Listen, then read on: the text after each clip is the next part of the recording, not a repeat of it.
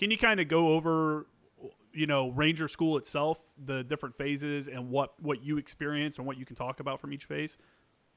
Yeah, man. Yeah, no worries at all. Like all that's like I think like 99% of Ranger School is like public knowledge, public information.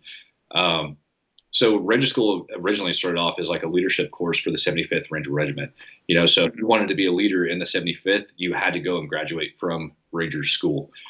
And then they opened it up to combat arms over time, and now it's open to all different MOSs across the military. We actually had a Marine when I was going through. There was Navy cats and Air Force and stuff like that that'll go through from time to time. So it's open across all services because it's a leadership course.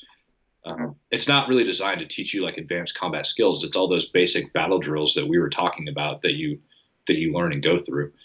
Benning, there's three, so there is three phases. Benning phase, or Darby phase, as it's commonly called, is out in Fort Benning, Georgia, and it focuses on like squad level tactics, squad level small unit tactics, and obviously there's like the first week. It was called RAP week back in the day, like Ranger Assessment Phase. I forget what the hell it stands for, man. Honestly, off the top of my head, it's been too long to think about it. But yeah, it's like all your testing out. So you got to go through. You got to do a PT test, 5 mile run, pull ups, obstacle course, land nav, buddy run, ruck march, just all sorts of crap. Like basically a gate week to get you into the actual training. So you have to pass that in order to actually move out and into the field to do that training. And then it's basically a sleep deprivation, starve mission planning, and you're going out and executing missions every single day as a squad.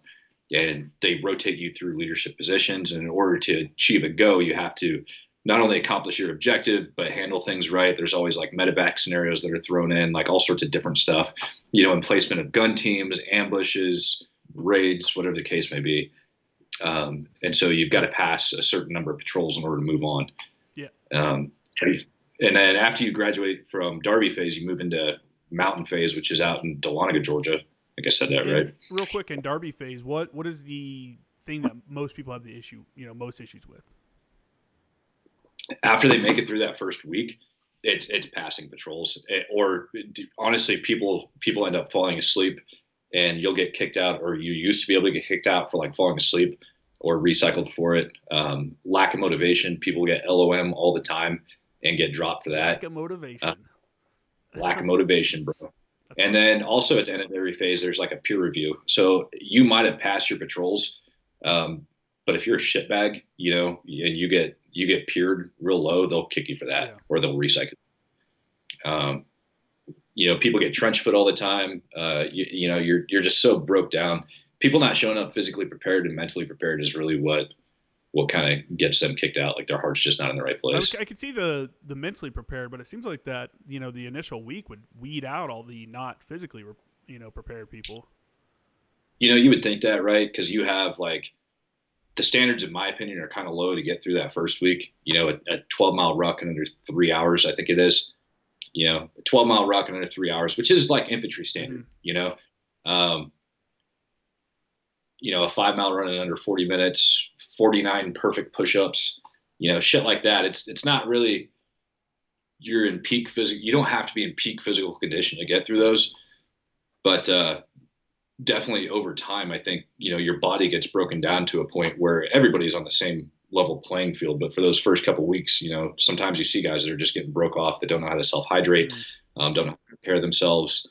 And they're the ones that really just start sucking and slowing everybody down. Do you think that the military should do a better job, like, explaining nutrition and sports nutrition and stuff like that, especially for going through like Ranger School, or maybe guys going through ANS or something, these obviously taxing courses? It seems like the military spends a lot of time and money learning more to teach these courses, better, but they don't do anything about like preparing the person to go to it, like getting physically fit. Here's a guide. The Marine Corps did a really good job, I thought, when they first kind of stood up MARSOC and they were looking for applicants for MARSOC. They still have it. Right. There's an app. They have a workout app that you can download, and it gives you a day-by-day what you should be doing, working out to prepare to go to ANS, go to selection. And then I think it also has some like, nutrition tips on it as well. Do you think that the military could do a better job though, like pushing that kind of information out there? Back in the day, I'd say absolutely, but I know, if Marshall's got that going on, that's great. I know selection, for special forces has like a recommended thing. There's also, I think the nutrition side is like really where they need to touch on Yeah. because they're really good at putting out workout programs and telling guys like you got to be capable of doing X, Y, and Z, and here's how to get there. But they don't touch on like the nutrition side of the house. Like nutrition is absolutely crucial. It's like the fuel that you put in your car. If you put crap fuel in, your car is not going to perform good. And it's the same thing. And so I didn't really understand nutrition. Even growing up in infantry, I didn't understand nutrition. I would stand around and smoke cigarettes every morning and drink a pound of coffee or like a gallon of coffee That's what I'm doing. and go on a 10-mile run, but my body wasn't able to recover from it, Yeah. And then I would go out and I'd eat Dunkin' Donuts or something and be like, oh, I'm a physically fit guy. I can have a donut. I just ran 8 miles. Well, you're not really helping yourself. You're like, no, you broke your body down and you're putting crap into it and it's not able to recover. For sure. So let's move on to the second phase. So let's talk about the second phase of Ranger School. What does that phase focus on, and what are the issues that you personally had, and what issues did you see that your fellow soldiers had? Yeah, that mountain phase is the like Darby or not Darby, Dahlonega mountain phase is absolutely the worst phase in Ranger School, hands down, bar none, in my opinion. It will eat your soul. So these mountains are so dang high that are out there. Some of the biggest issues, honestly, it goes back into that mental mindset. At that point, all your like non-hackers are like weeded out. Your shit bags most of the time are peered out. There's a couple that make it through and they end up getting peered out in that phase. But it's the biggest thing is just how worn down you get in that phase because you'll spend sometimes, like all your daylight hours just walking straight up a mountainside with a 60, 70 pound rucksack on. Sometimes. Little nutrition. And I remember there was one mountain that we had walked up one day. I wasn't even carrying the gun that day. I wasn't an ammo bearer. I was nothing. I was like a rifleman for this patrol. And I thank God I was, because I remember when we actually got to the top and we cut rucks to pull security to do like a compass check.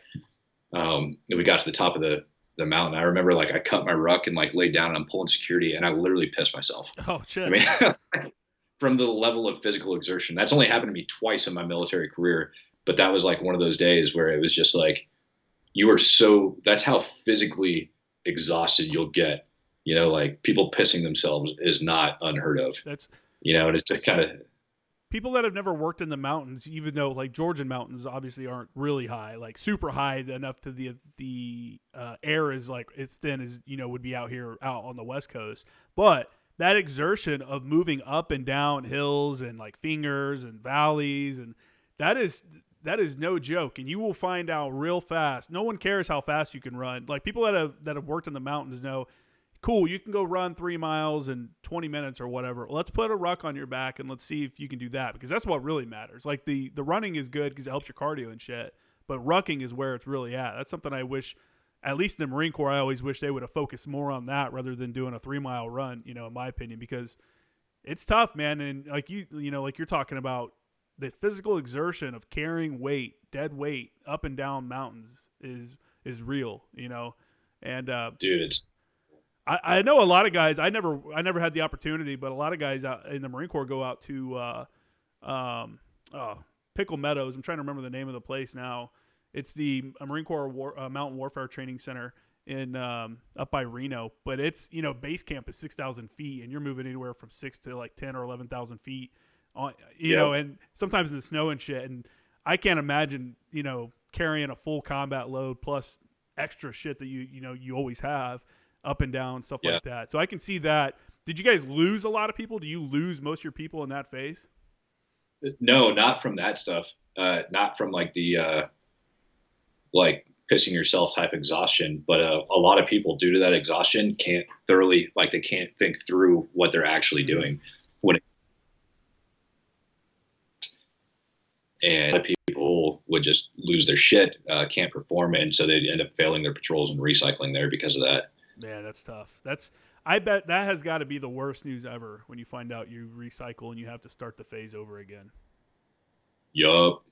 Dude, it's so heartbreaking. is so heartbreaking, especially, and that's like one of the worst ones to recycle because you really don't get any downtime to like recover afterwards. You know, like they Mm-hmm. just throw you right back in classes coming in. So you recycle mountains. It's almost like you got to be a tough dude. A lot of people that recycle mountains just drop and move on. Oh, They're just really? like, nope, I'm done. Yeah, because they don't want to go through it again. And so you'll see a lot of guys that recycle mountains that just throw in the towel because they don't want to go through it again. So once you finish the mountain phase, you guys move to the swamps, right? Yeah, then you go down to Florida. You jump into Florida, so you fly, and it's kind of one of those. It's BS because as you're going through these training, scenarios, everybody that's airborne, we got to jump in, and then you're assuming this risk of snapping an ankle. You got the extra hike out. You're sitting in a harness forever. Like it kind of sucks. Anybody that's not airborne qualified, that's not doing static line jumps in, they just get kind of like busted and get told to go lay down in the prone for a while. Yeah. So That's it's kind of yeah, it's like a major point of contention. But yeah, so you jump into Florida phase and you go in, do a little bit of train up, and then you hit the field. that's sick, man. So what kind of training are you guys doing down there? Same stuff.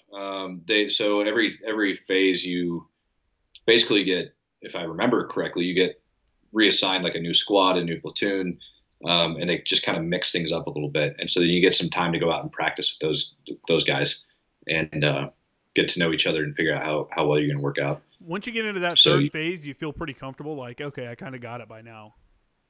yeah, but at the same time, you really don't want to screw it up. Yeah. Like you get out there and you're like, I really don't want to screw this up. I want to keep you like everybody gets to that shit hot because you can almost taste victory, but you know that Yeah. one little thing in your, and there's guys that are down there, they've already got like one recycle under the belt like I did. So you're like blade running. You recycle again, you're out. And so you really don't have the chance to make a mistake. You're just in go mode. Yeah. So it's a lot more relaxed environment. Um, Once you're in Florida phase, it's a lot more relaxed. Like the RIs, the ranger instructors aren't riding you nearly as hard, but they're more or less just sitting back and assessing and whether or not you're a turd and you can do your job. So as somebody that has come out that has graduated Ranger school, what's your take on the whole Ranger? Everyone's talking. It's back in the news now between like what is a Ranger, like what qualifies someone as a Ranger, and I think people that are familiar with the Army or the military in general kind of know that usually we reserve the term, he's a Ranger to someone that's within the 75th Ranger Regiment, and Right. school is and let's be honest, this is kind of the Army's fault for not distinguishing the two, calling it Uh, Ranger school and then telling people you're not a Ranger, or people saying you're not a Ranger even though you graduated Ranger school. So what's your take on this whole thing that's been going on? I think, me personally, I think